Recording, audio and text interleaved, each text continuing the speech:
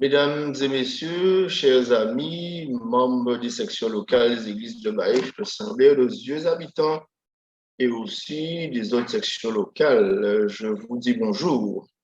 Une semaine s'est écoulée, nous sommes en vie, nous sommes en santé, nous disons merci au Seigneur, il nous a gardés et nous a protégés, nous lui disons merci et c'est avec une grande joie que nous sommes réunis en ce sabbat matin, parce que oui, nous sommes sabbat. 7e jour de la semaine, jour béni, jour sacré, que l'Éternel a mis à part pour l'homme qui en profite pleinement. Et je disais que c'est avec une grande joie, j'imagine, et je suis sûr que vous êtes avec nous réunis sur cette plateforme pour passer cette première partie de sabbat dans la communion et dans l'étude de la parole de Dieu. Je voudrais pour ceci vous souhaiter une bienvenue pour cette plateforme Zoom. Que ce moment soit profitable et favorable à chacun et que Dieu bénisse ce moment que nous allons passer à lui rendre gloire et à l'étude de sa parole. Je vous invite à vous joindre à moi et à faire monter jusqu'au trône de la grâce une prière jusqu'à notre Seigneur.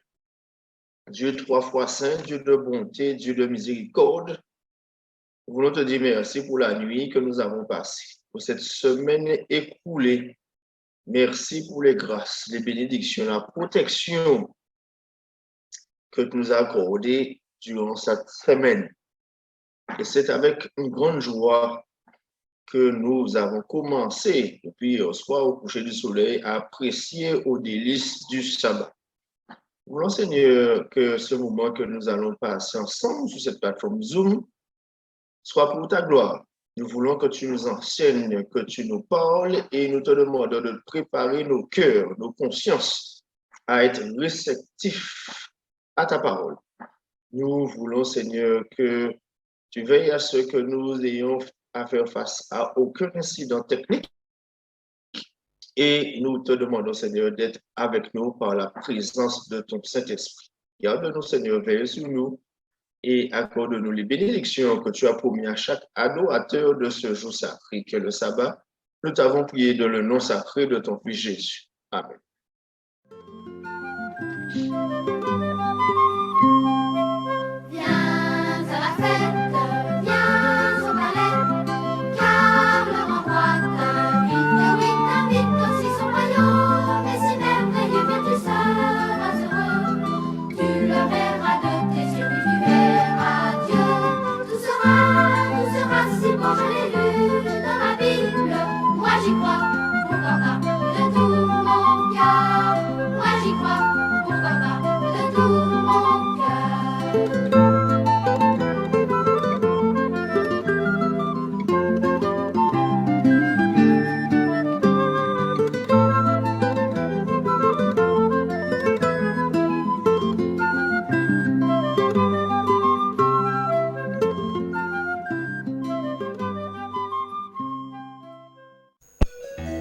Chers enfants et chers ados, c'est avec joie que nous retrouvons notre ami Mathéo.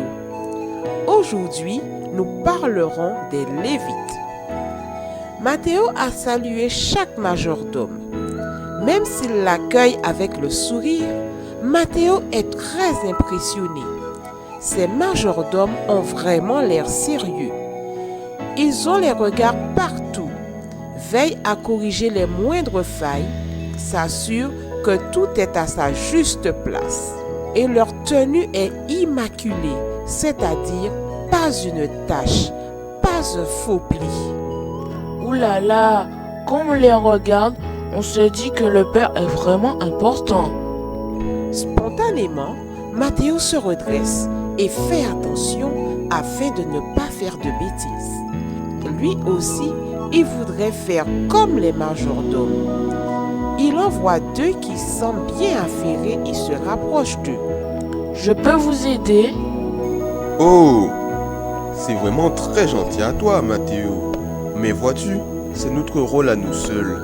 Nous prenons soin de tous les meubles, de l'argenterie, de la vaisselle, afin que tu trouves tout ce qu'il faut pour ta rencontre avec le Père. Ah bon? Vous faites tout ça pour moi? Oui, Mathéo.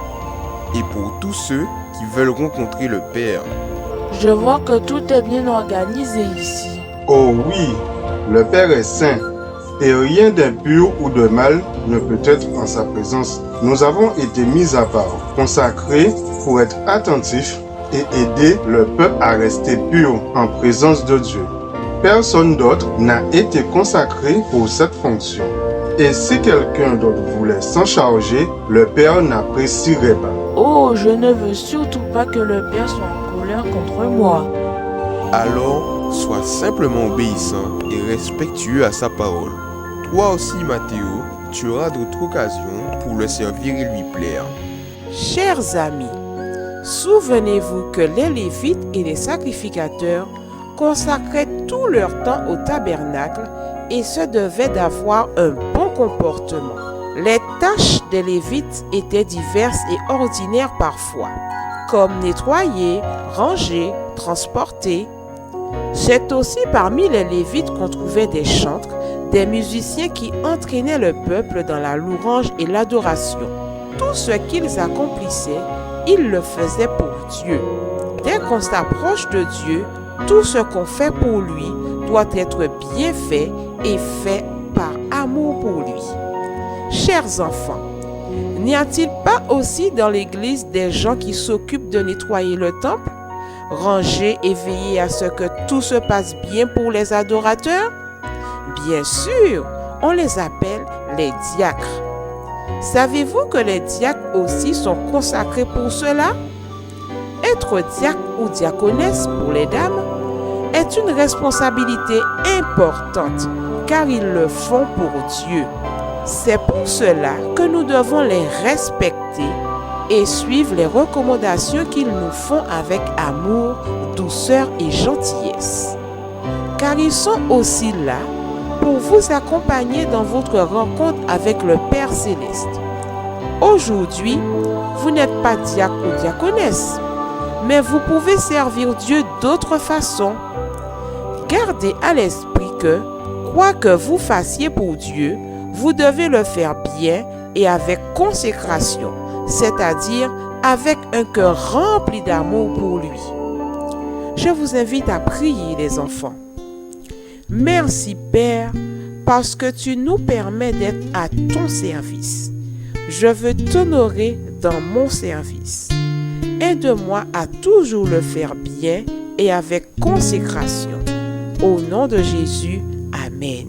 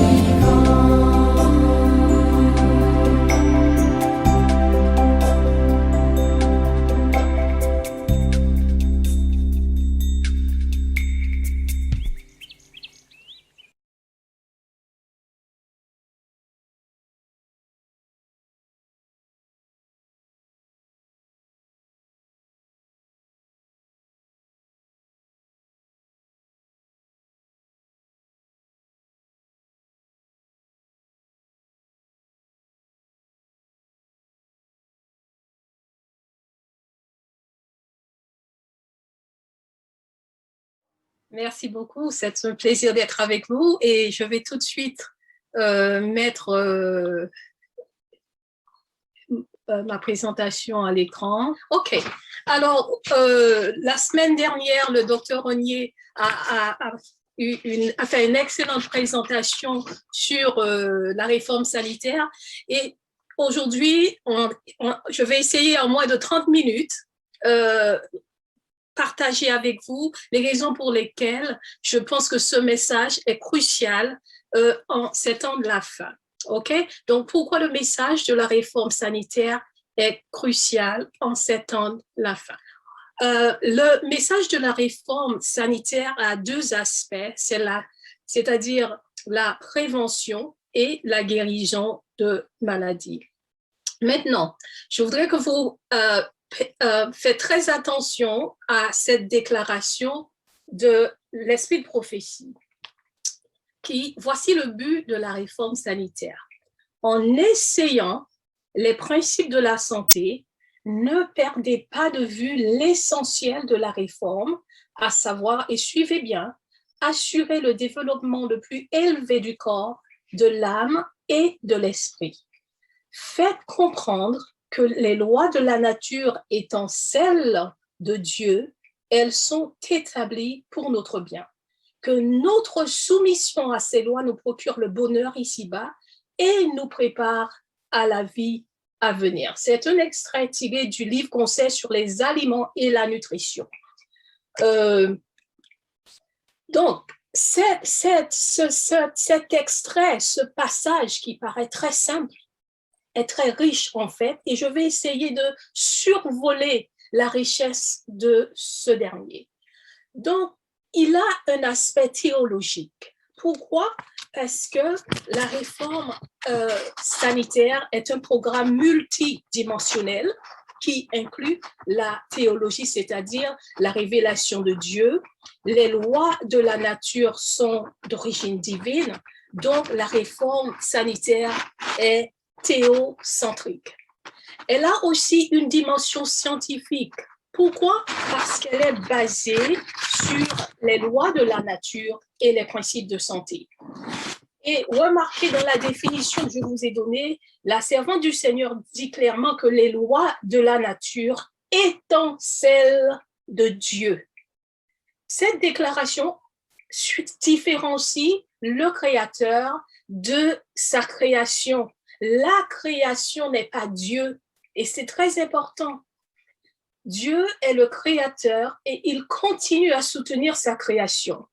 Vous savez, vous êtes, je suis sûre, familier avec le panthéisme. Selon cette théorie, cette doctrine, il n'existe pas de Dieu créateur et transcendant puisque Dieu, c'est la nature est Dieu, tout, Dieu est tout. Et il y a aussi le déisme qui affirme l'existence de Dieu, mais qui propose d'arriver à Dieu, à un Dieu du raisonnement, plutôt qu'un Dieu de foi, par des voies exclusivement humaines. Donc, quand je lis ce passage, personnellement, je me dis ce passage est inspiré parce qu'il touche tellement de dimensions et la dimension scientifique et, que je viens de dire. Il a aussi, dans ce passage, il y a une dimension morale. Quelle est la dimension morale? Enseigner les principes de la santé aux autres. Faites comprendre que les lois de nature étant celles de Dieu, etc. Donc, voilà notre responsabilité morale. Mais il y a encore une autre dimension eschatologique. Okay? Eschatologique, c'est-à-dire concernant la fin des temps, puisque l'obéissance au message de la réforme sanitaire, nous dit la servante du Seigneur, nous prépare pour la vie éternelle. D'accord? Et voici ce qu'elle dit. Hein? Je vais lire avec vous. Le 10 décembre 1871, il m'a été montré. Oh là là, il m'a été nouvellement montré. Bon, je ne vois qu'une partie. Attendez, je vais vous arrivez à lire, je ne vois qu'une partie parce que j'ai les photos dessus là. Donc, ça va trop vite. Alors, il lui a été révélé, je suis en train de le chercher rapidement pour vous le lire en français, voilà. Le 10 décembre 1871, il m'a été à nouveau montré que la réforme sanitaire, écoutez bien, fait partie intégrante de la grande œuvre grâce à laquelle le peuple de Dieu sera prêt pour la venue du Seigneur. Elle est au message du troisième ange, ce que la main est au corps. L'homme a fait peu de cas du décalogue, c'est-à-dire les 10 commandements, mais le Seigneur ne punira pas les transgresseurs de cette loi sans leur avoir au préalable envoyé un message d'avertissement. Le troisième ange proclame ce message. Si les hommes avaient toujours obéi au décalogue, accordant leur vie aux principes qui y sont contenus, la malédiction de la maladie n'aurait pas inondé le monde comme elle le fait aujourd'hui. Mes amis, ce texte est très fort. Qu'est-ce que cela veut dire? En mots simples, Dieu nous dit, je vous ai donné les 10 commandements pour vous protéger, pour votre bonheur d'ici-bas et à venir. Vous n'avez pas obéi, vous n'obéissez pas aux 10 commandements. Je vous ai donné le message de la réforme sanitaire afin de vous aider maintenant à exercer de la prévention quant aux maladies, mais aussi à la guérison. Et voilà, donc, en vue de votre préparation pour la vie éternelle. Maintenant, quel est le but de la réforme? Et je voudrais qu'on reconsidère encore l'extrait qui était à l'écran et qu'on puisse prendre le temps de le lire. En enseignant les principes de la santé, ne perdez pas de vue quoi?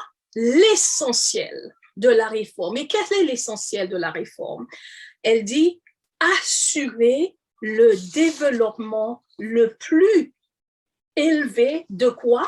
Du corps, de l'âme et de l'esprit. Mais aussi, elle nous rappelle que ces principes ont été établis pour notre bien, que notre soumission ou notre obéissance à ces lois nous procure le bonheur ici-bas et nous prépare pour la vie à venir. Donc, lorsqu'on lit ce texte, on ne peut s'empêcher d'apprécier toute sa valeur. Donc, pour pouvoir pratiquer, pour pouvoir enseigner, il nous faut déjà connaître, n'est-ce pas? Et voici ce que la servante du Seigneur dit dans le livre Le ministère de la guérison. C'est le devoir de chacun envers soi-même et l'humanité. Et écoutez bien, soi-même et l'humanité. Nous avons cette double responsabilité morale de s'enquérir des lois de la vie et de s'y conformer consciencieusement. Il faut se familiariser avec le corps humain, le plus merveilleux de tous les organismes, comprendre ses différentes fonctions et leurs relations en vue de l'action admirable de l'ensemble. On devrait, dit-elle, étudier l'influence de l'esprit sur le corps et du corps sur l'esprit, ainsi que les lois qui régissent l'un et l'autre. Maintenant, nous savons, adultes, que le plus souvent, nous laissons la biologie à nos enfants. Nos enfants étudient à l'école. Mais la servante du Seigneur nous est en train de dire que c'est le devoir de chacun de nous de comprendre, d'essayer de comprendre comment notre organisme fonctionne afin que nous puissions faire d'autre mieux pour l'entretenir. Mais aussi, il y a une relation entre le corps et l'esprit qui est très, très importante. Maintenant,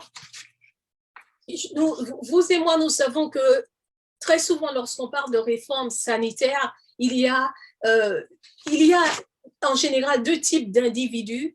Et même parmi les adventistes, il y en a qui pensent que la réforme sanitaire, c'est la clé du salut. Et puisqu'ils sont végétariens ou végétaliens, ils sont sauvés. Et il y a une certaine arrogance quelque part. Et il y en a d'autres, il y a un autre groupe au niveau de notre Église qui pense que la réforme sanitaire, je n'en fais pas cas. D'accord? Et mes amis, il nous faut faire attention aux extrêmes, mais aussi à notre position vis-à-vis du message de santé que l'Éternel nous donne. Voici ce que dit l'Esprit de prophétie, encore la sœur White. Quiconque se détourne de la lumière dans un domaine durcit son cœur pour rejeter la lumière en d'autres domaines. Quiconque manque à ses obligations morales en matière de régime alimentaire et d'habillement prépare la voie à la transgression des ordres de Dieu au sujet des intérêts éternels. Voilà encore un autre passage qui est très fort à mon avis. En d'autres termes, lorsque nous ne cherchons pas à appliquer, à intégrer dans notre vie la lumière que Dieu nous a donnée, et mes amis, il est clair, il y a une rébellion dans notre cœur. Et elle nous dit, cela prépare la voie à la transgression des ordres de Dieu au sujet des intérêts éternels. Donc, il nous faut faire attention. Maintenant, comment l'obéissance à ces lois de la nature peut-il nous procurer le bonheur ici-bas et la vie éternelle? C'est la grande question. Alors, voici ce que la servante du Seigneur nous dit encore. Qui que vous soyez, le Seigneur vous a accordé des facultés intellectuelles capables de se développer abondamment.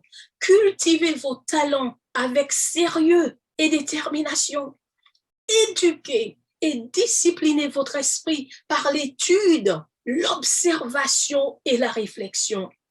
Vous ne pourrez pas, suivez-moi ici, lorsque j'ai lu cette phrase, ça m'a donné la chair de poule. Vous ne pourrez pas entrer en relation avec la pensée divine aussi longtemps que vous n'emploierez pas toutes vos capacités. Vos facultés mentales se fortifieront et se développeront si vous vous mettez à l'œuvre avec la crainte de Dieu, avec humilité et dans un profond esprit de prière. Un objectif poursuivi avec ténacité accomplira ses prodiges. Donc, Dieu s'attend à ce que vous et moi, nous puissions être déterminés, qu'il y ait un engagement total dans cette perspective de la réforme sanitaire. Parce que le corps, tout ce que nous mettons dans notre corps, les principes de santé et tout, influence notre relation avec Dieu. Et elle le dit, vous ne pourrez pas entrer en la relation avec la pensée divine aussi longtemps que vous n'emploierez pas toutes vos capacités. Et mes amis, si vous vous rappelez de la prière sacerdotale dans Jean 17, je crois, l'esprit de prophétie, Jésus nous rappelle qu'il veut que nous soyons un avec le Père. Nous devons avoir cette harmonie avec Dieu. Maintenant, notre responsabilité morale s'étend aux autres. Il nous faut enseigner. Et la servante du Seigneur nous dit qu'est-ce qu'il faut enseigner dans le but, dans sa définition. Enseigner les principes de la santé. Et elle dit, faites comprendre que les lois de la nature, étant celles de Dieu, elles sont établies pour notre bien, etc., etc. Alors, ça paraît, à mon avis, lorsqu'on lit ceci, ça paraît très simple, mais voilà où je voudrais y aller avec vous. Souvent, nous disons que le monde a adopté la réforme sanitaire. Mes amis, le monde n'a pas adopté la réforme sanitaire, le message de santé que Dieu nous a donné. Le monde a seulement adopté certains principes de santé.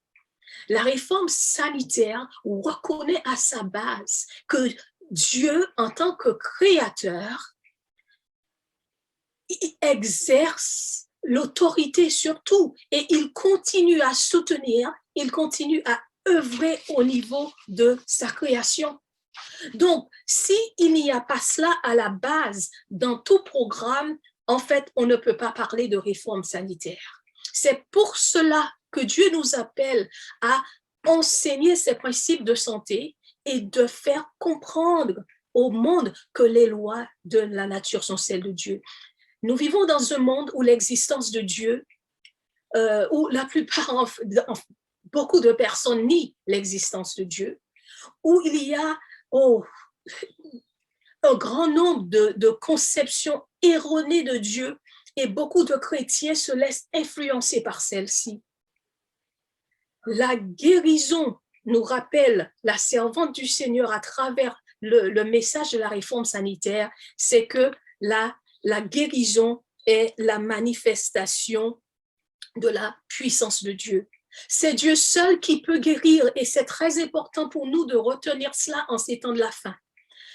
Beaucoup d'individus dans le monde séculier et religieux qui se proclament guérisseurs. Et je ne sais pas si vous êtes en mesure de les voir sur la télé ou sur YouTube, mais il y a un grand nombre de prophètes qui sont très célèbres dans le monde entier, qui en fait ont pris naissance dans le christianisme et qui se posent comme des guérisseurs, des faiseurs de miracles.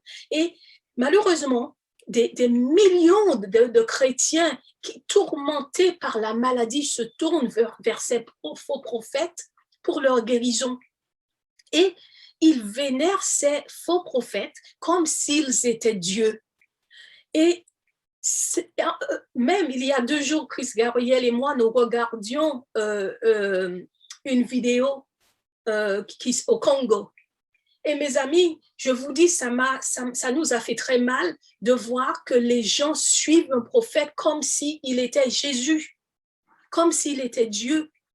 Ces gens sont aveuglés. Nous devons leur dire que c'est Dieu seul qui a le pouvoir de guérir et qui nous a donné les lois de la santé. Mais à travers la définition de la sœur White, il y a aussi un autre message que nous devons communiquer au monde.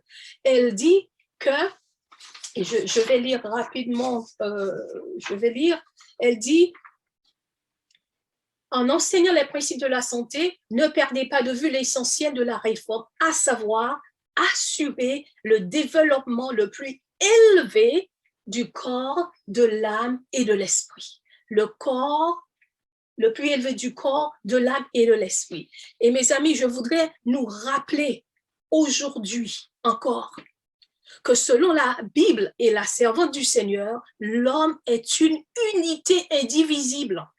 Il y a une unité indivisible du corps, il existe plutôt une unité indivisible du corps, de l'âme et de l'esprit. Suivez-moi, les humains n'ont pas un corps, une âme et un esprit. Mais les humains sont corps, âme et esprit. Il y a une grande différence. Non seulement l'emphase est mise sur la relation entre l'âme, le corps et l'esprit, c'est aussi une mise en garde contre la fausse doctrine de l'immortalité de l'âme qui stipule que lorsqu'on meurt, notre âme ne meurt pas. Donc, vous voyez toute cette dimension spirituelle qu'il y a dans la réforme sanitaire, je pense. Je vous donne un exemple. Il y a une Française philosophe humaniste mystique qui alchimiste de l'âme, du nom de Simone Weil, mais Weil avec W, W-E-I-L, ne pas confondre avec Simone Weil, avec V-E-I-L. Elle, au XXe siècle, elle a promu que tout être humain a 2 âmes. 2 âmes. Et nul besoin de vous dire qu'elle a influencé sa génération et ses écrits continuent à influencer même après sa mort. Donc, vous imaginez les hérésies, les doctrines erronées. Les bouddhistes coréens, un autre exemple, pensent que souvent, que si quelqu'un est malade, handicapé ou a de graves difficultés, c'est à cause de mauvaises actions commises dans une vie antérieure, parce qu'ils croient en la réincarnation. En Inde aussi, il y a les Dalis qui sont référés comme hors caste. Hein? Et ces gens, on pense qu'il y a une forte croyance qu'ils sont impurs, qu'ils sont intouchables à cause de leur mauvais karma, autrement dit, à cause de mauvaises actions qu'ils auraient commises dans d'autres vies. Donc, vous voyez, le message de la réforme touche à tous ces points. Mais je veux retourner dans notre contexte chrétien, le christianisme. Il y a une autre déception qui fait des ravages au niveau du christianisme dans le monde entier. Il y a un faux réveil spirituel qui a ses racines dans le spiritisme, le mysticisme, le paranormal et les religions et les traditions orientales. Des millions de personnes dans le monde entier croient que s'ils cherchent vraiment, ils découvriront Dieu en eux. Dieu n'est pas extérieur à eux. Ça rejoint un peu le panthéisme. Dieu, pour eux, est une force impersonnelle. Et je ne sais pas si vous connaissez Oprah Winfrey, qui est très célèbre aux États-Unis et qui a en fait sa religion. Elle parle de Dieu et si vous ne faites pas attention, vous allez penser qu'elle est chrétienne. Mais en fait, ce qu'elle promouvoit, ce dont elle parle vraiment, c'est de cette force impersonnelle. Lorsqu'elle parle de Dieu, elle parle de force impersonnelle et elle pense et elle invite toute son audience à méditer parce que le Dieu est en eux et il suffit de se connecter avec eux-mêmes pour être guéris. Maintenant, la plupart des adventistes, Dieu merci, ne souscrivent pas à ces croyances. Mais voici notre problème, mes amis. Nous remplissons nos placards avec des suppléments alimentaires ou les produits en vogue. Avant-hier, c'était aloe vera, c'était le meilleur produit. Hier, c'était moringa. Ensuite, c'est le vinaigre de cidre de pomme, le miel de manuka, etc., etc. Et chaque fois que le monde présente un nouveau produit, qu'est-ce que nous faisons? Nous courons, nous allons l'acheter et nous diffusons. Ah oui, c'est super. Mes amis, nous adoptons ce cycle car il est plus facile de prendre un supplément alimentaire que de porter des changements dans notre propre style de vie. Nous faisons comme des gens qui n'ont pas la vérité, mes amis. Et je ne veux pas dire que les suppléments alimentaires sont à proscrire, hein? Pas du tout. Ils doivent être pris intelligemment et ne doivent pas être substitués à la réforme sanitaire. Moi, je peux vous dire que je prends régulièrement des vitamines B, vitamine D, et en ce moment, surtout avec ce coronavirus, on a ajouté du zinc et du N-acétylcystéine. Il y a aussi un nombre croissant d'adventistes qui croient et de chrétiens qui croient qu'on leur a jeté un sort et s'ils sont malades pendant un bout de temps ou si on ne trouve pas la cause, on leur a jeté un sort et sans être la raison. Donc, vous voyez, mes amis, où nos pensées sont orientées maintenant. Donc, ce que je veux vous dire maintenant, et je voudrais laisser quelques minutes pour vos questions. Le message de la réforme est beaucoup plus que ce que nous mangeons. Elle a une dimension spirituelle, elle a une dimension mentale, émotionnelle, sociale et physique. Donc, vous comprenez pourquoi ce message est crucial pour notre temps plus que jamais. Le but de Dieu, c'est que nous puissions atteindre le plus grand, le développement le plus élevé du corps, de l'âme et de l'esprit. En d'autres termes, il s'agit de notre sanctification. Lorsque nous obéissons au décalogue, les 10 commandements, et la réforme sanitaire, parce que nous sommes sauvés et non pour être sauvés, nous suivons l'instruction de l'apôtre Paul qui dit dans le 1er Corinthiens 10, verset 31, « Soit donc que vous mangiez, soit que vous buviez, soit que vous fassiez quelque autre chose, faites tout pour la gloire de Dieu. » Voici un autre extrait de la servante du Seigneur, conseil à la nutrition.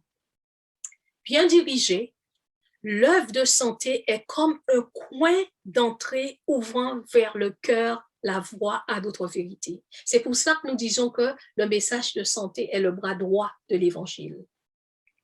Lorsque le message du 3e ange est reçu dans sa plénitude, et suivez bien, la réforme sanitaire trouve une place dans les sessions du comité de la fédération, dans l'activité des églises, dans les familles, à table et dans tous les compartiments de la vie domestique. Mes amis, ma question est la suivante. Le message du troisième ange est pour quelle génération? Il est pour notre génération. Donc, si la servante du Seigneur qui a été expliquée nous dit que le message du troisième ange, lorsqu'il est reçu dans sa plénitude, la réforme sanitaire trouve sa place à côté de ce message, cela veut dire que maintenant, il nous faut prendre au sérieux la réforme sanitaire.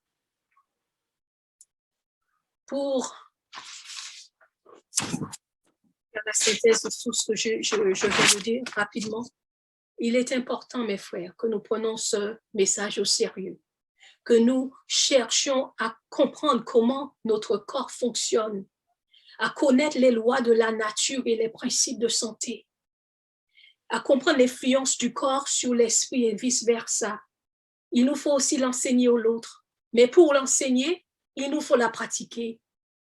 La réforme sanitaire, nous dit l'esprit de prophétie, nous procure le bonheur ici-bas et nous prépare pour l'éternité. Je voudrais vous rappeler, mes amis, que Dieu nous a donné ce message pour que nous puissions jouir du bonheur ici-bas, pour que nous soyons en mesure de résister aux tentations, discerner les hérésies, les fausses doctrines, mais aussi c'est le bras droit de l'évangile afin que nous puissions introduire le message éternel au monde. Jésus revient, Jésus sauve. Donc, je voudrais vous laisser avec ce texte de Romains 12, versets 1 à 2. Je vous exhorte donc, frères, par les compassions de Dieu, à offrir vos corps comme un sacrifice vivant, saint, agréable à Dieu, ce qui sera de votre part un culte raisonnable. Ne vous conformez pas au siècle présent, mais soyez transformés par le renouvellement de l'intelligence, afin que vous discerniez quelle est la volonté de Dieu, ce qui est bon, agréable et parfait. Puisse Dieu vous aider, afin que, ensemble, qu'il nous aide à mettre en pratique ce message pour notre temps, en vue de notre sanctification et de notre salut. Que Dieu vous bénisse. Amen. Merci Marlène pour cette belle présentation. J'espère qu'elle a été fructueuse pour tout un chacun. Donc, nous avons un espace de 12 minutes. Si nous avons des questions, cela veut-il dire que tout a été clair et net? Ou vous hésitez, ou vous êtes timide? Ah, que penses-tu de Ayurveda? Voilà. Une question. Je pense à l'Ayurveda. Je vous dirais que ce n'est pas quelque chose que j'encourage ou que je pratique, parce que l'Ayurveda ainsi que beaucoup d'autres techniques comment on dit, de relaxation, c'est ça, sont d'origine orientale, viennent des traditions orientales. Et mes amis, que vous le voulez ou pas, nous ne pouvons pas dissocier l'aspect, par exemple, méditation, relaxation, du concept même dans lequel, dans le contexte qu'il a été, je cherche mes mots, qu'il a été établi. C'est clair? J'espère que j'ai réussi à expliques.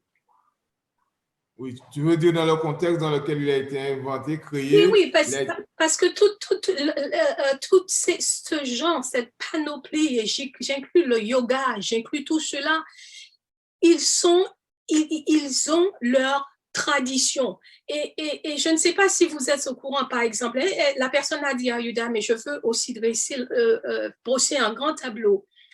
souvent, on a importé beaucoup de choses des traditions orientales et on pense qu'on a pu les purger de leur théorie. Hein? Mais ce n'est pas vrai. On ne peut pas vraiment les purger parce que chaque fait, chaque mouvement a une signification spéciale.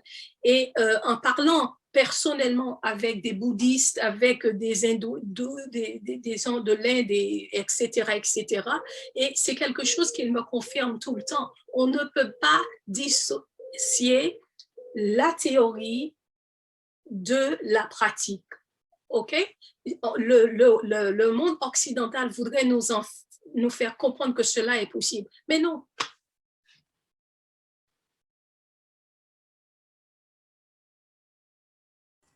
Autre question, réaction, le chat est ouvert si vous ne voulez pas activer votre micro comme la première question. Allez-y, n'hésitez pas, il nous reste encore 8 minutes. N'attendons pas la fin pour pouvoir poser nos questions. Allons-y. Je regarde le chat et il y a une personne qui... Merci, ça va très bien pour nous, grâce à Dieu. J'aimerais avoir ton avis justement, et d'autant plus que tu es marié à un médecin sur cette dite vaccination. Wow.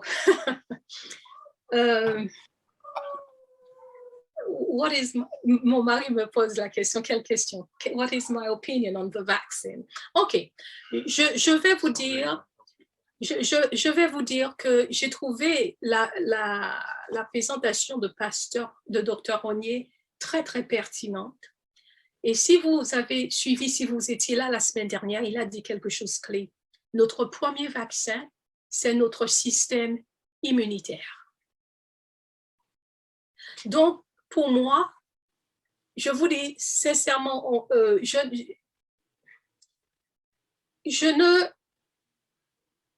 je ne suis pas prête à prendre le vaccin.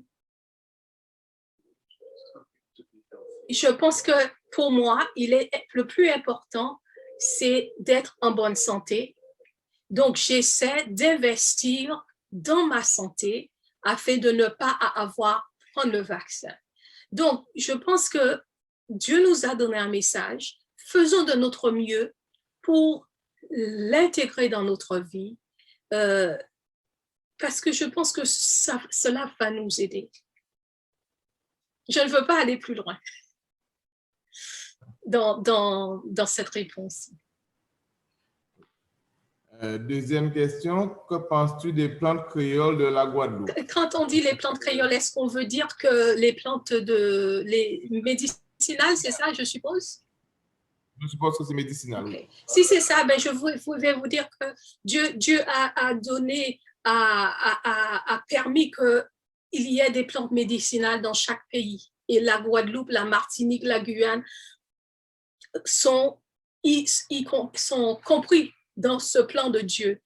Et ce que nous oublions, c'est que nous avons des plantes médicinales qui sont très adaptées à notre terrain en Guadeloupe ou dans les Antilles et qui en fait sont là pour nous aider dans notre santé. Donc, au lieu d'acheter très souvent des pills, des médicaments ou des suppléments alimentaires, il serait mieux que vous utilisez les plantes médicinales. Par contre, il vous faut être familier avec le dosage, s'il y a des éléments toxiques dedans, s'ils sont avec quoi, quelles autres plantes on peut les mélanger, et il y a certains points à considérer. Mais je sais qu'il y a beaucoup de professionnels en Guadeloupe, en Martinique, qui font un travail excellent à éduquer la population sur les plantes médicinales. Donc, je n'aurais pas hésité à les utiliser. Moi-même, quand je rentre en Guadeloupe, je pars avec quelques plantes médicinales. Annie a levé la main. Donc, Annie, tu peux activer ton micro et parler.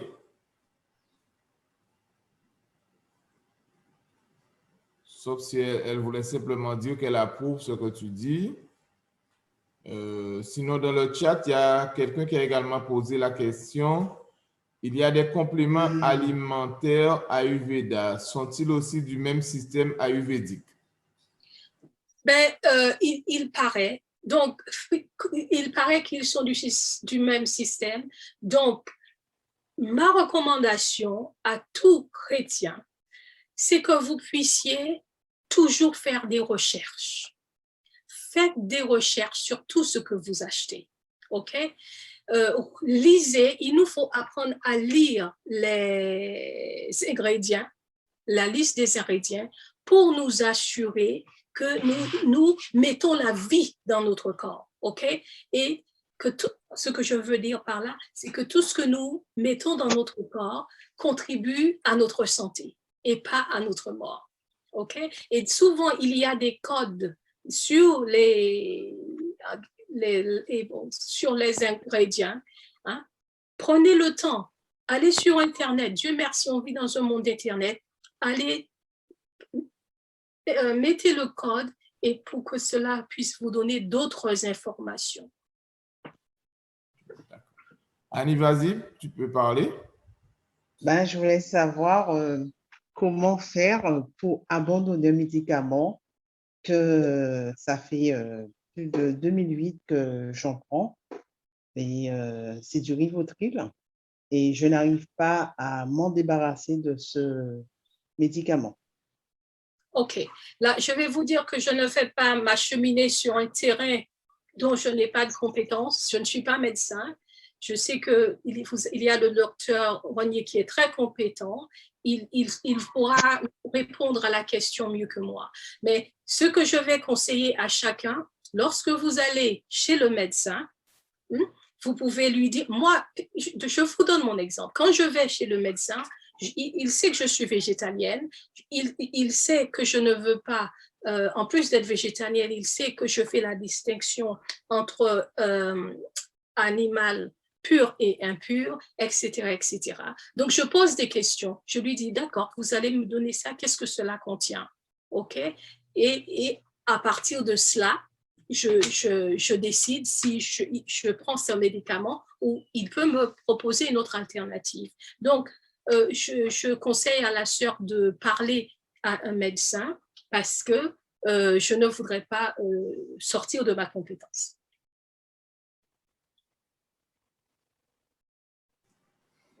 D'accord. Oui. Il y avait des patchs contre la douleur que certaines personnes utilisaient qui étaient proposés dans des réunions de salon. Que penses-tu de ces méthodes? OK. Je pense qu'il y a des patchs qui sont bons, mais je pense que pas tous les patchs sont forcément bons.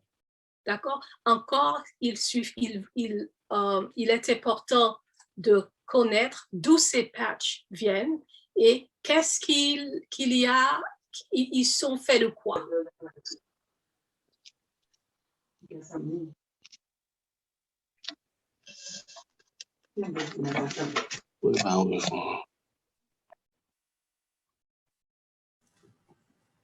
Continue, c'était une interférence, hein, Hélène. Continue si tu n'as pas fini.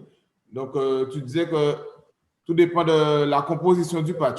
Voilà, je cherchais le mot. Tout dépend de la composition. D'accord? Je vous dis quelque chose, par exemple. Il y a une sœur de mon église, il y a quelques mois, qui m'a posé la question sur une paire de chaussettes. En fait, vous pouvez la mettre et ça semble éradiquer toutes vos douleurs. Elle m'a dit, tu pourrais le conseiller à qui tu veux. J'ai fait des recherches sur Internet et je vous assure que je n'ai pas trouvé grand-chose. Donc, j'ai mis à côté. La Bible dit, en cas de doute, retiens-toi. Donc, ce n'est pas quelque chose que je peux promouvoir parce que je n'ai pas toutes les données dessus. Et de plus en plus, nous avons ce flou autour de certains suppléments alimentaires, certaines des choses que l'on fabrique, et c'est fait intentionnellement parce qu'on ne va pas vous dire forcément tous les ingrédients qu'il y a dans un produit quelconque. Et là, mes frères et sœurs, mes amis, c'est pour cela que nous avons besoin d'être en relation avec Dieu. Et c'est important pour nous de prier parce que si nous prions, nous sommes en relation avec Dieu, je crois que Dieu va nous révéler certaines choses. Nous allons nous sentir mal à l'aise. Dieu va créer un malaise en nous pour que nous ne puissions pas acheter certaines choses. Nous avons un Dieu puissant qui peut nous protéger.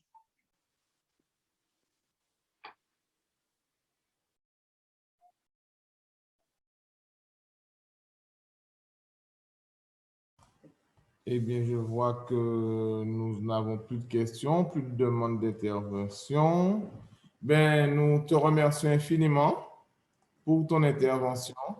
Merci de ta disponibilité surtout. Merci d'avoir pu nous consacrer ce temps, même si on sait que tu as au mieux synthétisé la chose, synthétisé le sujet, parce que c'est un sujet très vaste. Très vaste. Aujourd'hui, tu nous as dressé une ébauche qui nous permet de mieux comprendre la réforme alimentaire, où nous devons nous diriger, surtout ce que Dieu nous a établi depuis bien longtemps, qui aujourd'hui nous préserve de tout ce qui tombe, de tous ces fléaux qui tombent autour de nous.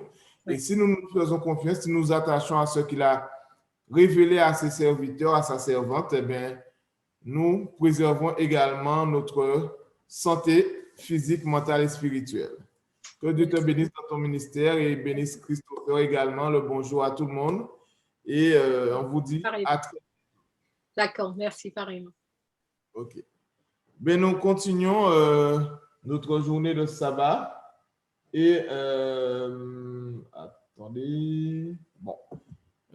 Comme nous devons partir sur le direct avec Baïf et Vieux Habitants, je suis en train de regarder où ils en sont. Donnez-moi 2 minutes.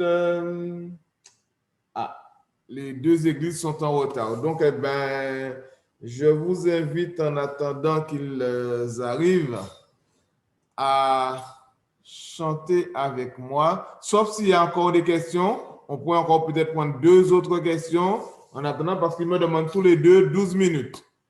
Donc, s'il y a encore des questions sur la réforme sanitaire, on pourrait prendre. Sinon, bon, on pourrait passer à un petit moment de louange en attendant que les églises de Vieux Habitants et de Baïf soient prêtes pour le direct.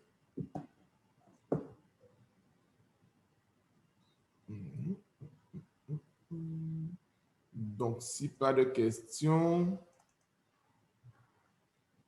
eh bien, donc nous allons passer à un petit mot. Ah, voilà, il y a une question qui tombe. C'est quoi holistique? Et pour répondre à la personne qui a juste posé avant, oui, ce message sera sur YouTube. Donc, c'est quoi holistique? Est-ce que tu pourrais répondre, Marlène? Active ton micro. Merci. Lorsqu'on parle d'holistique, on pense à l'aspect spirituel, l'aspect physique, mental, émotionnel, OK, et social. Donc, lorsqu'on parle de holistique, on pense à tous ces aspects et c'est précisément tous ces aspects que la réforme sanitaire couvre.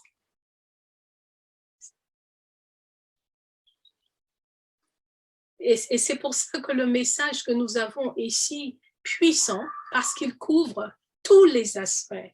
L'aspect comment avoir une santé mentale optimum, comment avoir une santé physique optimum, une santé spirituelle optimum, à tout niveau. Et quand je dis social, cela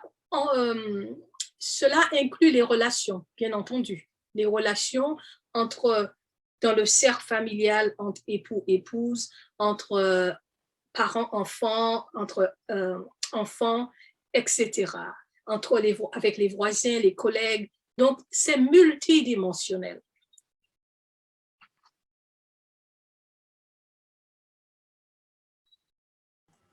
OK.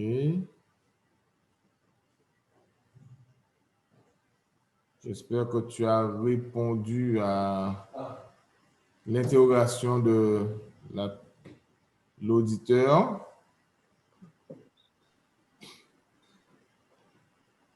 Et donc, s'il n'y a plus de questions, nous allons passer à... Le végétarisme peut-il mettre en danger holistique. Je n'ai pas trop bien compris la question. Ah, le végétarisme peut-il mettre en danger la santé?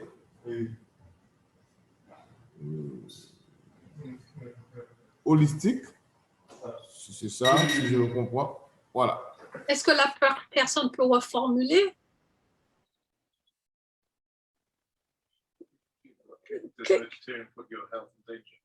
Est-ce que la personne demande, est-ce que le régime végétarien peut mettre la santé en danger, c'est ça, ou causer un déséquilibre au niveau de la santé?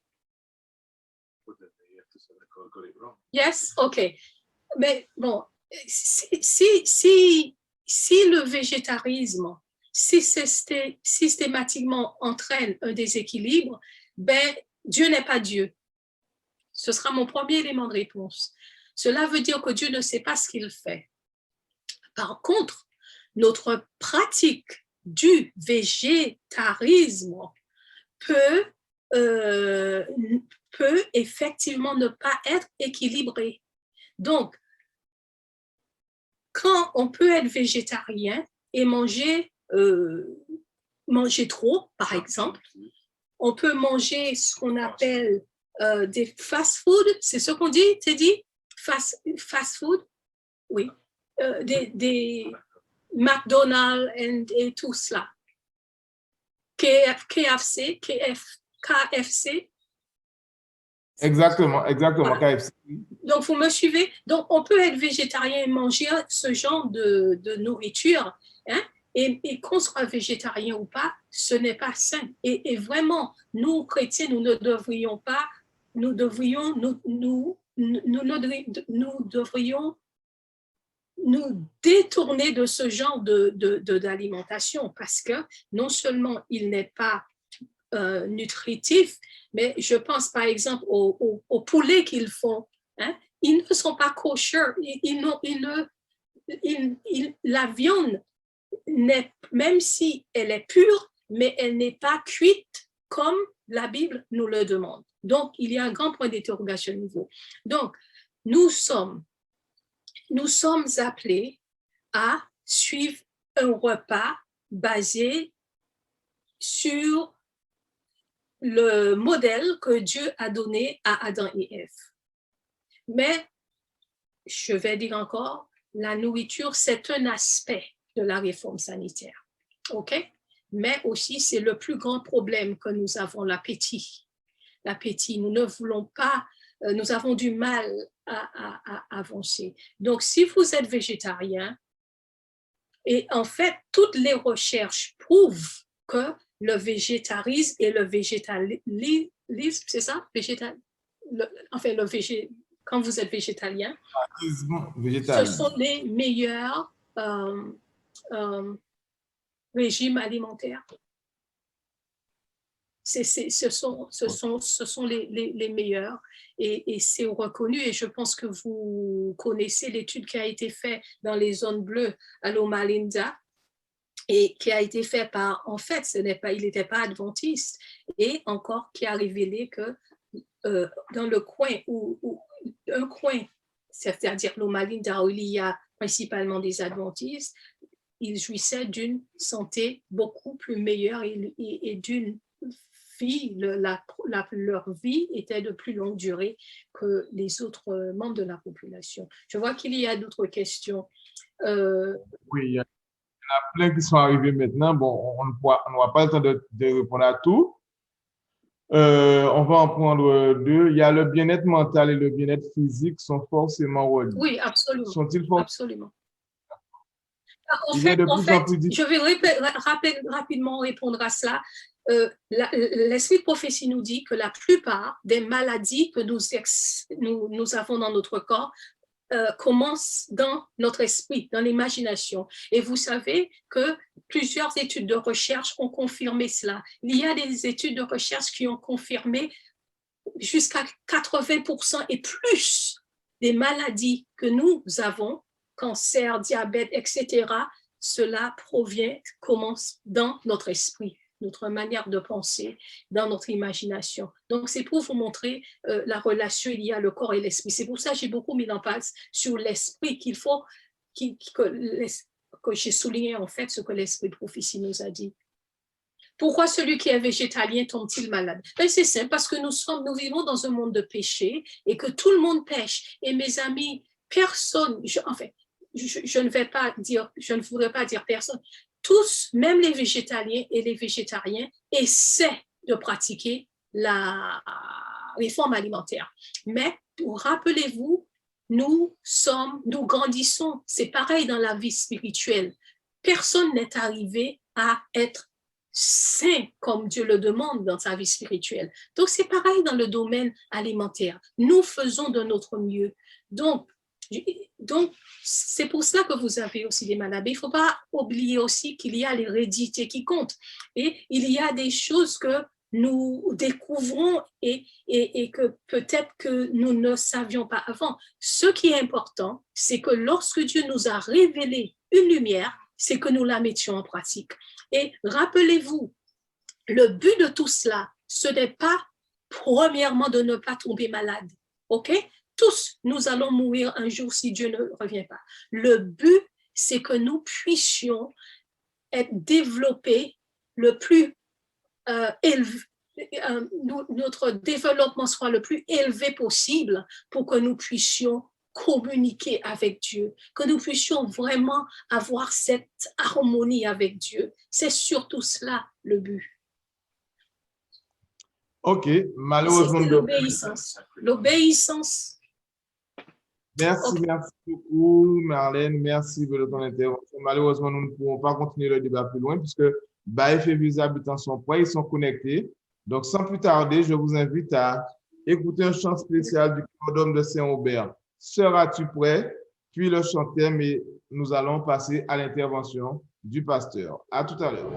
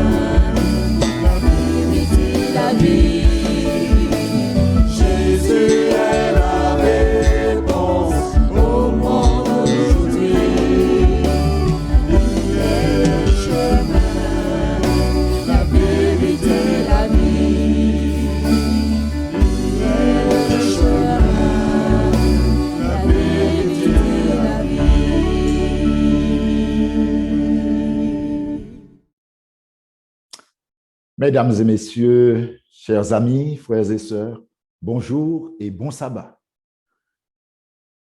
Calmement, nous nous dirigeons vers la fin de notre belle aventure.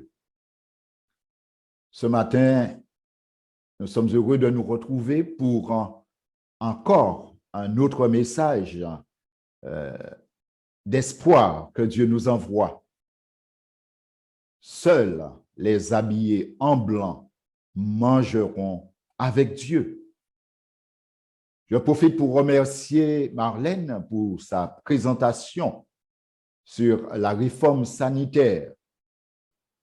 Permettez-moi de vous dire que la réforme sanitaire appliquée nous permet de mieux comprendre la parole de Dieu de manière générale et particulièrement ce sujet que nous allons voir aujourd'hui.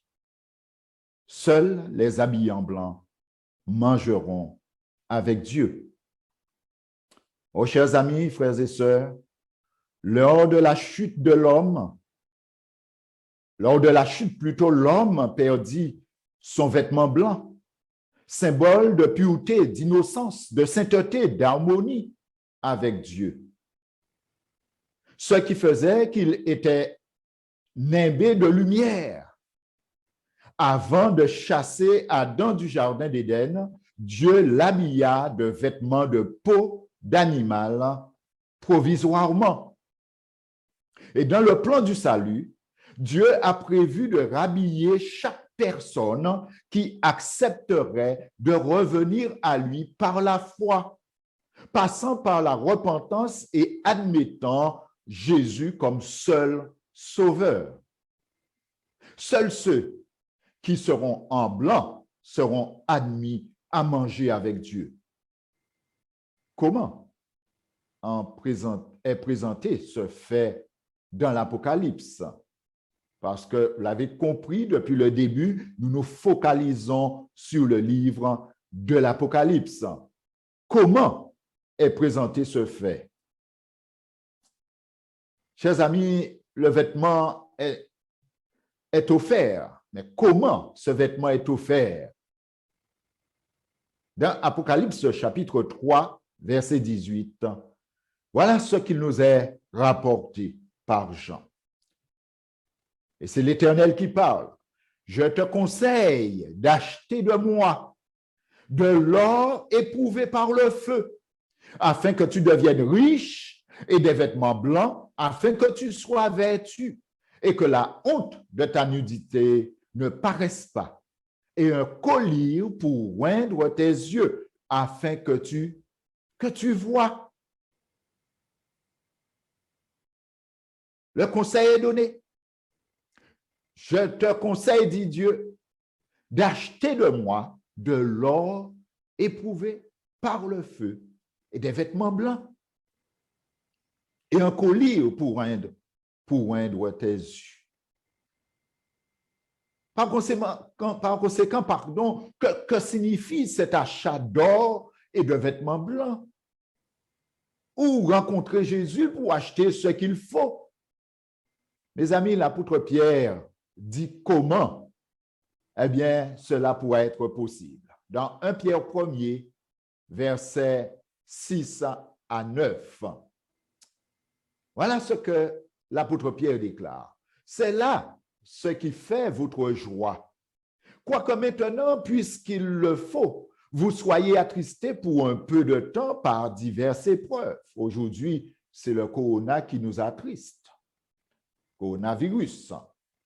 Afin que l'épreuve de votre foi, plus précieuse que l'or périssable, qui cependant est éprouvé par le feu, ait pour résultat la louange, la gloire et l'honneur lorsque Jésus-Christ apparaîtra.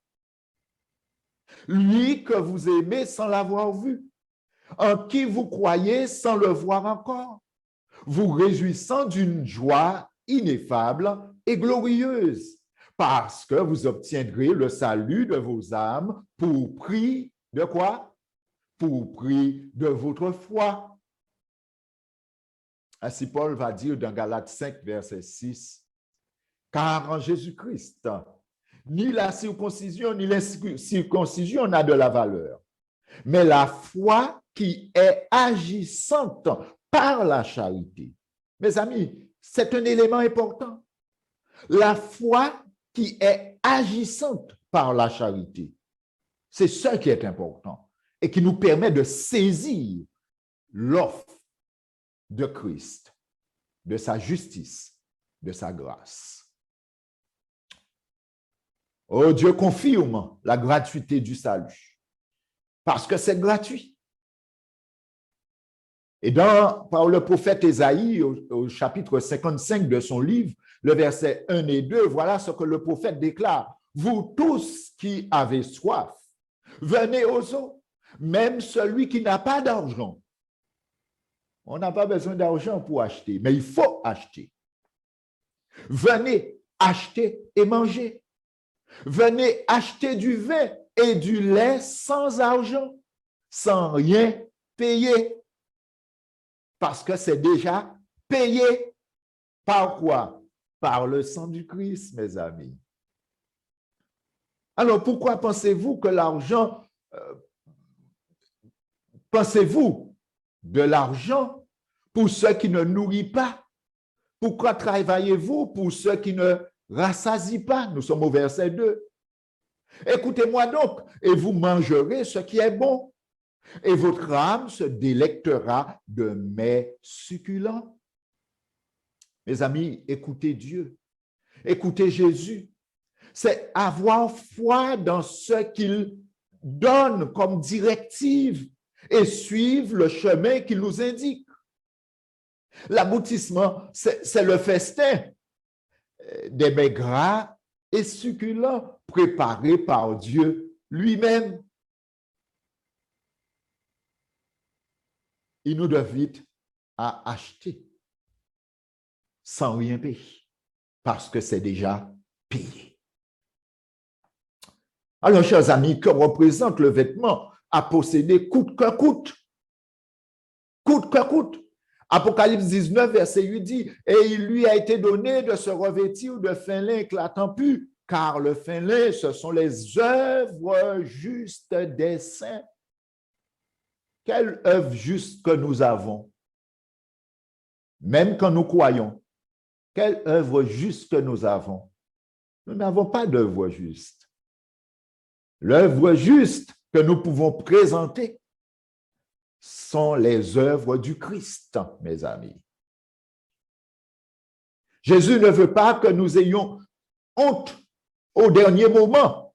Et c'est pour cela, dans Matthieu 22, 1 à 14, eh bien, il va expliquer. Alors, j'aimerais vous inviter à découvrir cette déclaration combien importante. Jésus, prenant la parole, parla de nouveau en parabole. Et il dit, dans la parabole de Matthieu 24, « Le royaume des cieux est semblable à un roi qui fit des noces pour son fils. Il envoya ses serviteurs appeler ceux qui étaient invités aux noces, mais ils ne voulurent pas venir. » Verset 4. Il envoya encore d'autres serviteurs en disant, « Dites aux conviés, voici, j'ai préparé mon festin. Mes bœufs et mes bêtes grasses sont tués. Tout est prêt, venez aux noces. » Mais sans s'inquiéter de l'invitation, ils s'en allèrent. Celui-ci à son champ, celui-là à son trafic, et les autres se saisirent des serviteurs, les outragèrent et les tuèrent. Verset 8, Jésus continue et dit, « Alors il dit à ses serviteurs, « Les noces sont prêtes, mais les conviés n'en étaient pas dignes. Allez donc dans les carrefours et appelez aux noces tous ceux que vous trouverez. » Ses serviteurs allèrent dans les chemins, rassemblèrent tous ceux qu'ils trouvèrent, méchants et bons. Et la salle des noces fut pleine de convives. Verset 11. Le roi entra pour voir ceux qui étaient à table. et il aperçut là un homme qui n'avait pas revêtu un habit de noces. Il lui dit, mon ami, comment es-tu entré ici sans avoir un habit de noces? Je rappelle que c'est une parabole que Jésus donne pour nous faire comprendre l'importance de ce qu'il propose, sa justice qu'il propose. Dit, mon ami, comment es-tu entré ici sans avoir un habit de noces? Mes amis, cet homme eut la bouche fermée.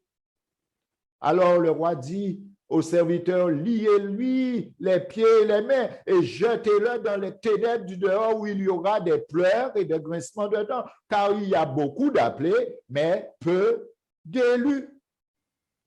Alors, pourquoi l'homme eut-il la bouche fermée, mes amis? Il faut comprendre de quoi on parle ici, de quoi Jésus parle. L'homme voulait être sauvé, mais à sa manière.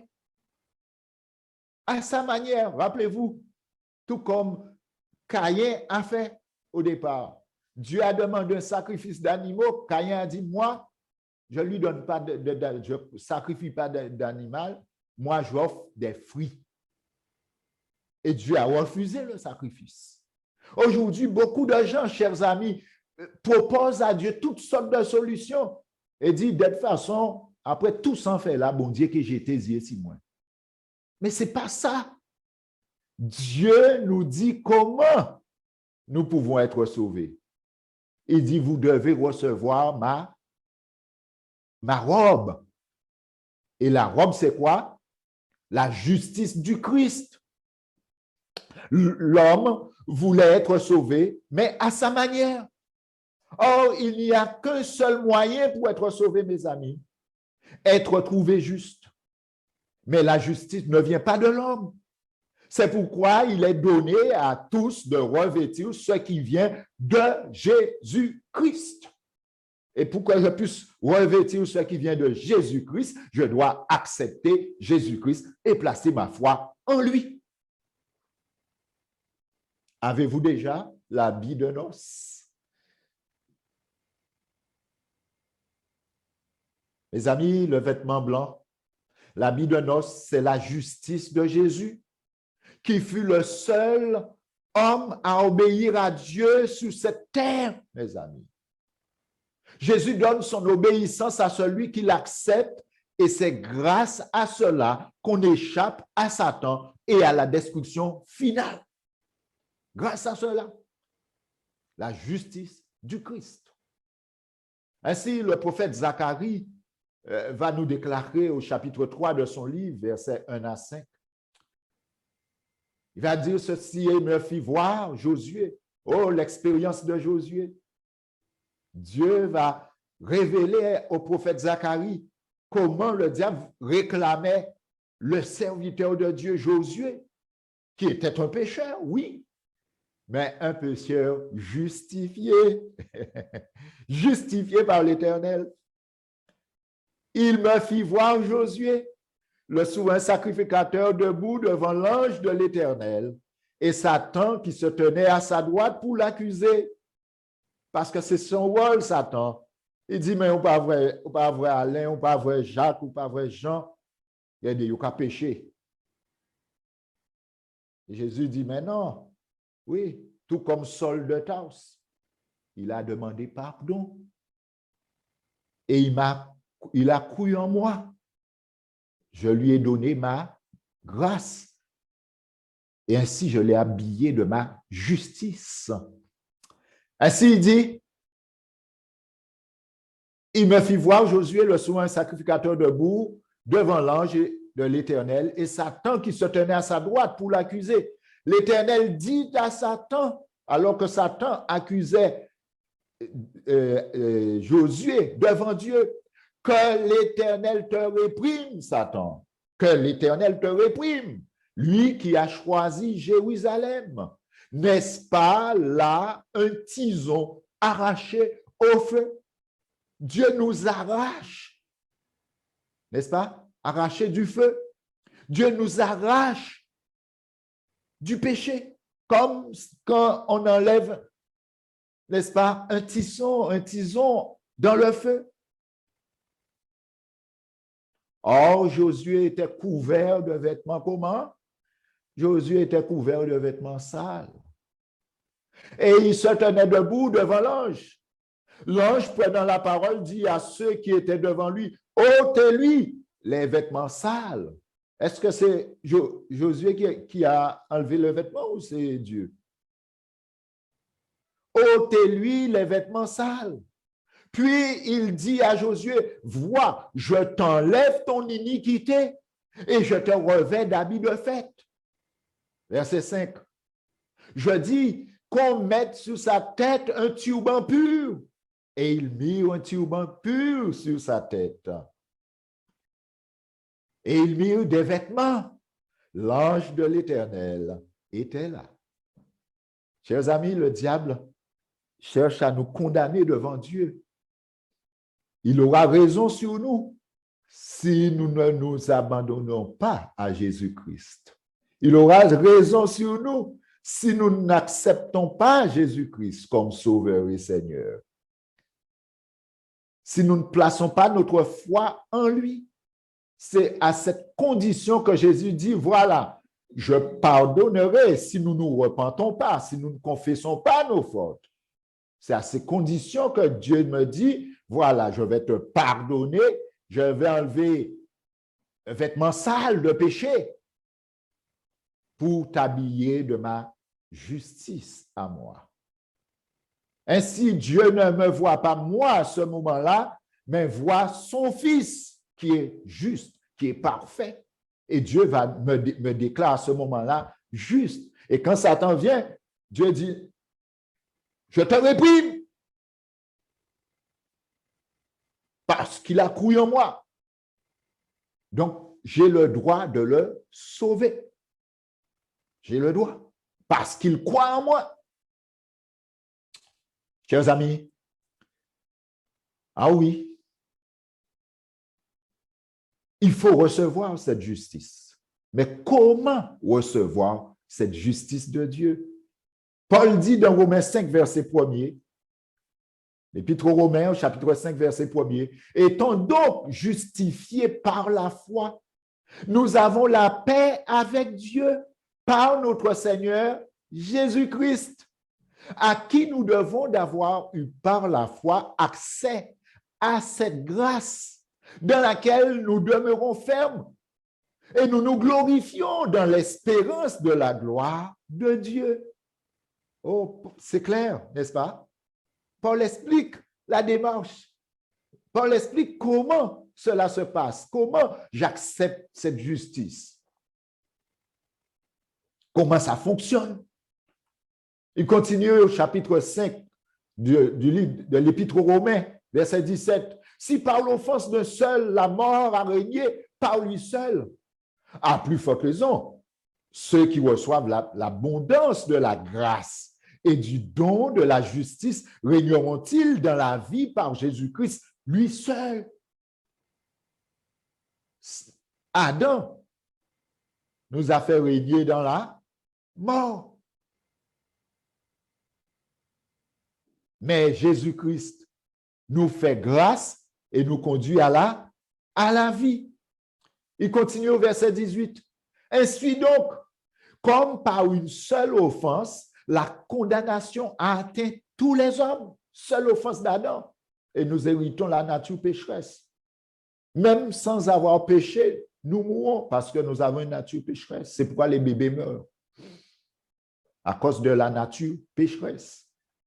Alors, Paul dit ainsi donc, comme par une seule offense, la condamnation a atteint tous les hommes, de même par un seul acte de justice, la justification qui donne la vie s'étend à tous les hommes. S'étend à tous les hommes. Paul continue et dit au chapitre 5, verset 19, car comme par la désobéissance d'un seul homme, beaucoup ont été rendus pécheurs, de même, par l'obéissance d'un seul, beaucoup seront rendus justes. Mais le seul qui a obéi, c'est qui? C'est Jésus-Christ. C'est grâce à lui seul qu'on peut être sauvé, mes amis. Donc, si aujourd'hui, je ne lui donne pas la place qu'il mérite dans ma vie, je serai perdu. Parce que pour être sauvé, je dois être couvert de sa justice. Alors, chers amis, la justification a deux aspects. Le premier aspect, c'est Dieu qui déclare juste celui qui accepte d'entrer au bénéfice de ce que Jésus a fait pour nous. À partir de ce moment, il est regardé au travers de Jésus. On est dans la position d'un juste.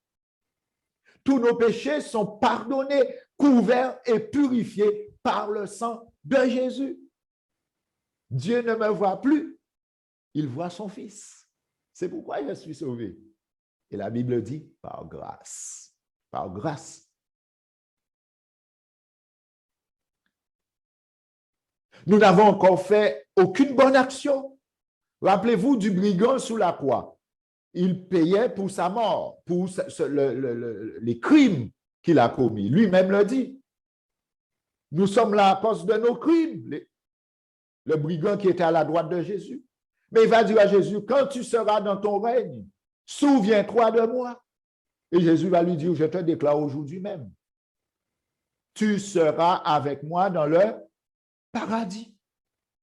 Donc, au retour de Jésus, ce brigand qui a tué et qui payait pour ses crimes, Jésus lui dit, eh bien, à mon retour, tu vas ressusciter et tu vas entrer dans mon royaume.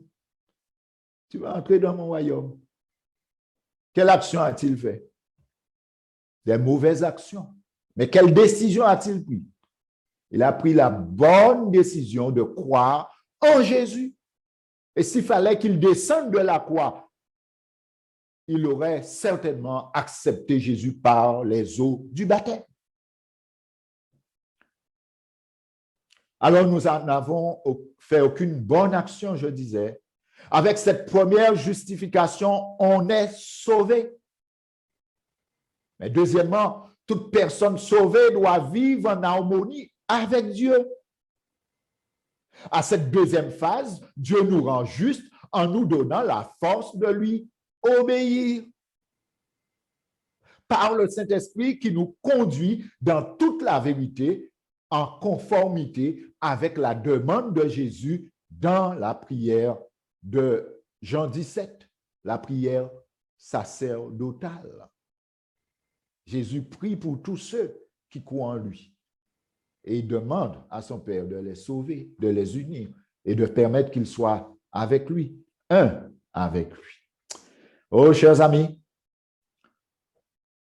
nous avons dit qu'il faut accepter la justice, mais il faut aussi vivre la justice, vous l'avez compris. Je vous ai donné l'exemple du brigand. Le brigand a accepté la justice du Christ. Jésus a dit, je te le dis aujourd'hui même, tu seras avec moi. Le brigand tout de suite a témoigné en disant aux autres, mais pourquoi vous faites ça? Nous méritons ça, mais lui, il ne mérite pas ça, cette mort. Et il a manifesté sa foi. Comment vivre la justice? Apocalypse 3, verset 18. Apocalypse 3, verset 18. Je te conseille d'acheter de moi de l'or éprouvé par le feu, afin que tu deviennes riche et des vêtements blancs, afin que tu sois vêtu. Et que la honte de ta nudité ne paraisse pas un collier pour oindre tes yeux, afin que tu vois. Que représente ce collier, mes amis? Quand le Saint-Esprit est reçu dans notre vie, il est chargé de nous faire voir tout ce qui ne va pas dans notre vie. Je l'ai déjà répété beaucoup de fois, n'est-ce pas, pendant ces 2 semaines. Il nous montre ce qui est péché, nous convainc de l'abandonner, nous montre comment vivre en harmonie avec la justice reçue afin d'échapper au jugement à venir. Il nous conduit dans toute la vérité qui nous sanctifie. Oh, chers amis, Jésus nous accepte tels que nous sommes, méchants ou bons. Le brigand sous la croix, c'est un méchant pour tout le monde. Il allait payer pour ses crimes, mais Jésus l'a accepté. Méchant ou bon. Et dans Matthieu 11, verset 28, il dit, « Venez à moi, vous tous qui êtes fatigués et chargés, et je vous donnerai du repos. » Venez à moi, vous tous qui êtes fatigués et chargés, et je vous donnerai du repos. Cependant, il ne nous prendra pas comme nous sommes. Il nous dit de venir comme nous sommes. Parce que c'est lui seul qui est capable de nous transformer pour nous rendre comme lui, il veut, pour que nous soyons avec lui pour toujours. Alors, n'essayez pas, ne cherchez pas à faire des choses pour plaire à Dieu, mais venez à Christ. Et Christ, par son esprit et guidé par sa parole, eh bien, nous conduira dans toute la vérité et dans la justification et la sanctification, surtout la sanctification. Apocalypse 21, verset 27. Il n'entrera chez elle rien de souillé, ni personne qui se livre à l'abomination et au mensonge. Il n'entrera que ceux qui sont écrits dans le livre de vie de l'agneau, ceux qui auront été transformés, ceux qui ont reçu la justice du Christ et qui auront vécu la justice du Christ. Et vivre la justice du Christ, c'est passer par la sanctification, la transformation. Oh, chers amis, si on a accepté, vous avez accepté Christ il y a au moins 20 ans, il y a 30 ans, et tout le monde vous voit comme il y a 20 ans ou 30 ans en arrière, posez-vous des questions. C'est que vous ne laissez pas encore Dieu faire un travail. On doit avoir une transformation, on doit avoir un changement. Oui, il faut un changement. Et on doit voir que vous ressemblez beaucoup plus à Jésus qu'il y a 20 ans. Oh, la première phase de la justification nous donne accès au ciel. La première phase, je reprends, de la justification nous donne accès au ciel. Et la deuxième phase nous qualifie pour y demeurer. La première phase de la justification nous donne accès au ciel. La deuxième phase nous qualifie pour y demeurer. Ainsi, le prophète Zacharie, au chapitre 3 de son livre, versets 6 et 7, déclare ceci. L'ange de l'Éternel fit à Josué cette déclaration. Rappelez-vous, nous avons considéré les premiers versets où Dieu disait, voilà, c'est un tison arraché au feu. Maintenant, je l'ai déclaré juste. Mais voilà le conseil qui est donné à Josué maintenant. L'ange de l'Éternel fit à Josué cette déclaration. Ainsi parle l'Éternel des armées. Si tu marches dans mes voies et si tu observes mes ordres, tu jugeras ma maison et tu garderas mes parvis et je te donnerai libre accès parmi ceux qui sont ici. Les deux phases. Première phase de la justification, c'est l'acceptation. La deuxième phase, c'est la mise en application. Si tu marches dans mes voies et si tu observes mes ordres, tu auras libre accès parmi ceux qui sont ici. Oh, dans l'apôtre Paul continue pour expliquer les choses dans Romains 6, 22. Romains 6, verset 22. Mais maintenant, étant affranchi du péché et devenu esclave de Dieu, parce que c'est une décision, vous l'avez compris. Je décide de m'abandonner à Christ. En m'abandonnant à Christ, je décide volontairement de devenir son serviteur. Esclave, serviteur, c'est le même mot. C'est le même mot. Esclave de Dieu. Vous avez pour fruit la sainteté, et pour fin, la vie éternelle. Oh, on ne peut pas expliquer mieux que ça.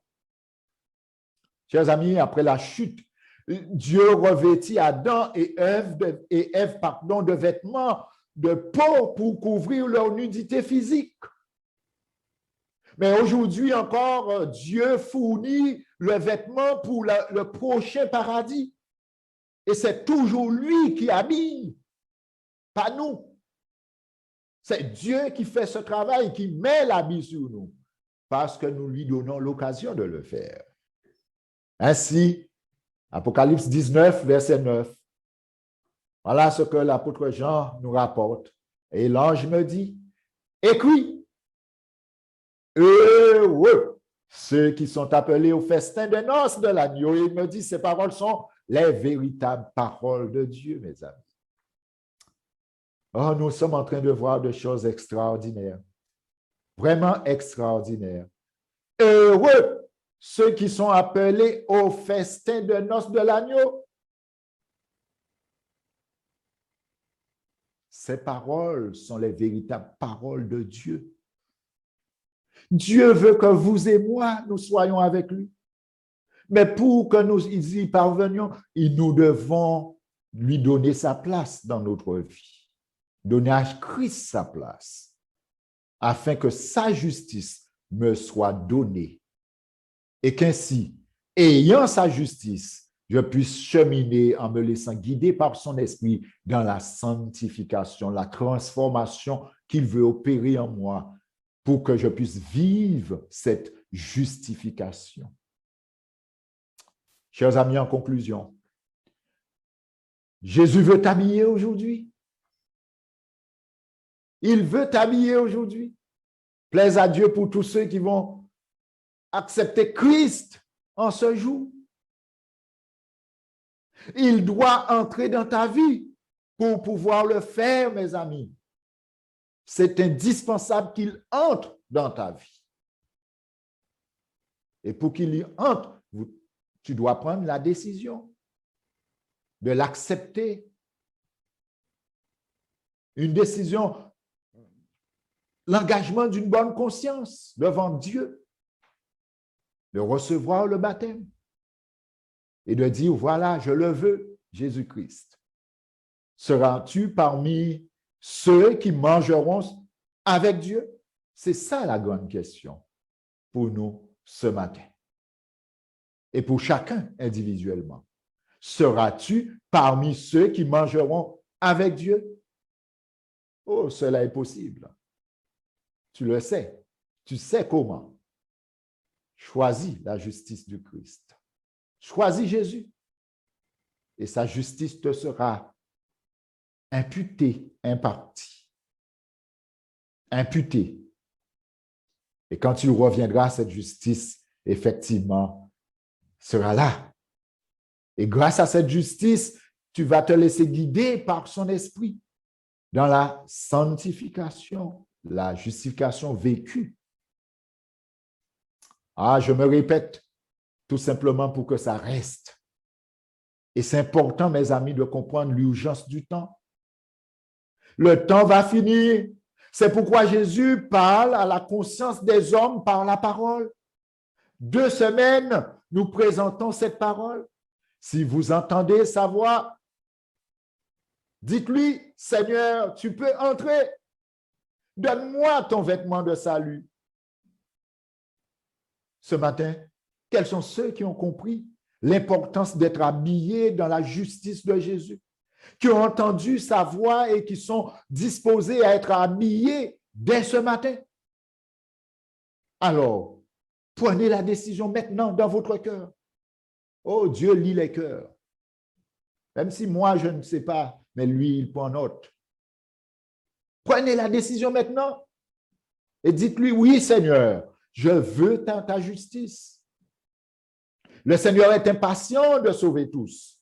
La fin approche à grands pas. Il nous demande d'avoir du zèle, de ne pas traîner, car tarder peut coûter cher, mes amis. Tarder peut coûter cher, et nous l'avions dit. Alors, c'est le moment. Prends ta décision pour Christ. donne à Jésus la place qu'il mérite dans ta vie. Et la place qu'il mérite, c'est le centre. Il veut toute ta vie parce qu'il veut te couvrir de sa justice et ainsi te conduire jusque dans le salut éternel. Oh, qu'il scelle maintenant ta décision. Prions. Oh notre Dieu, notre Père, nous voulons te remercier, nous voulons te louer une fois de plus pour ta parole. Oh, ta parole a été présentée pendant 2 semaines. Nous avons vécu une belle aventure jusque-là. Et Seigneur, des hommes et des femmes sont en train de se préparer. Nous aurons baptême tout à l'heure. Mais il y en aura très certainement des baptêmes les jours à venir.